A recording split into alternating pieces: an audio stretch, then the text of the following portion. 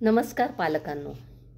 पालक मुलांना कसं मोठं करतात त्याचा परिणाम अतिशय सायलेंटली म्हणजे नकळतपणे मुलांच्या आजच्या म्हणजे मोठं झाल्यानंतरच्या आनंदावर परिणाम करत असतो.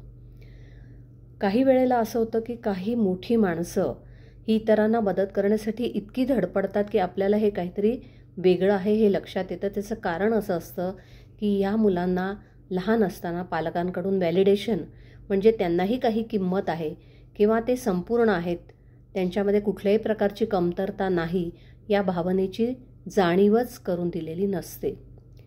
काही वेळेला मोठी माणसं त्यांच्या पार्टनरला अक्षरशः गुदमरवून टाकतात की त्याने आपल्यावर खूप प्रेम केलं पाहिजे, सतत आपल्या भोवती गोंडा घातला पाहिजे.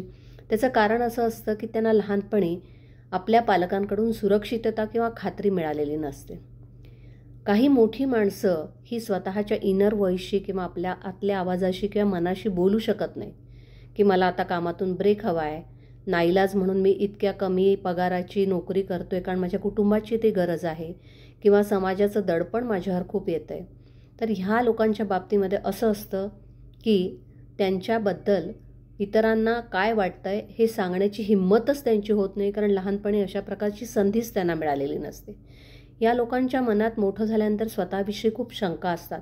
कितीही यश मिळवलं तरी त्यांना आयुष्याचं समाधान वाटत नाही, कारण बालपणापासून सतत त्यांच्यावरती अपेक्षांचं ओझं असतं.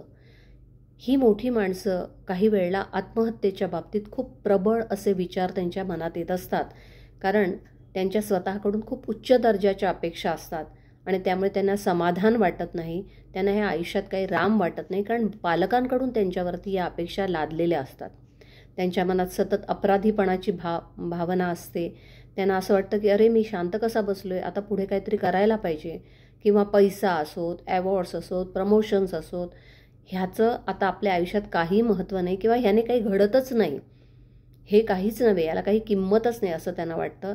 आणि जोपर्यंत त्यांचं कठोर परिश्रम किंवा त्यांचं कठीण काम करणं हे इतर लोक नोटीस करत नाहीत, बघत नाहीत, तोपर्यंत ते अत्यंत अस्वस्थ असतात. इतरांचं यश पाहून ते असुरक्षित होतात. त्यांना असं वाटतं की याचा अर्थ मी यशस्वी नाही आहे. त्यांना जीवनाच्या अनुभवापेक्षा भौतिक गोष्टींमधलं जे काही यश आहे ते जास्त महत्त्वाचं वाटतं.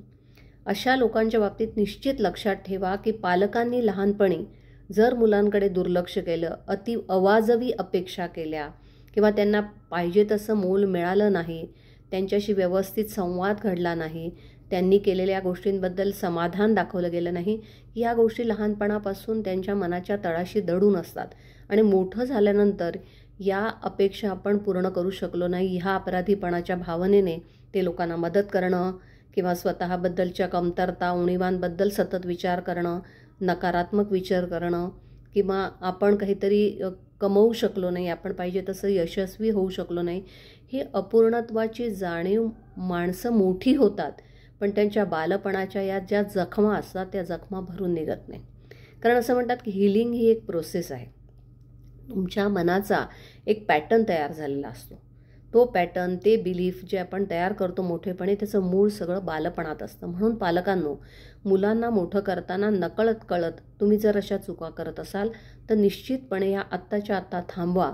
सगळीच मुलं अशी भावनिकदृष्ट्या दुर्बल असतात असं नाही, पण आपल्याही नकळत आपण मुलांच्या बाबतीमध्ये असं काही वागत असतो की त्यांना घरामध्ये स्वतःचा असा आवाज नसतो, मत दिलं जात नाही किंवा त्यांच्या मताला किंमत दिली जात नाही. हे आपण सगळं टाळलं पाहिजे, कारण या चाइल्डहूड ट्रॉमामुळे, या अशा प्रकारच्या वागणुकीमुळे, अति दडपणामुळे, अति अपेक्षांमुळे सुद्धा मोठी होत असताना किंवा मोठं झाल्यानंतर माणसांना खूप सामाजिक कौशल्यांसाठी झगडा द्यावा लागतो. तेव्हा पालक म्हणून आपल्या मुलाला कमीत कमी दडपण कसं देता येईल, आपला मोकळा संवाद कसा होईल, त्याच्या मनात आणि आपल्या मनात ट्रान्सफरन्सी कशी राहील, याचा प्रयत्न आपण जरूर करूया.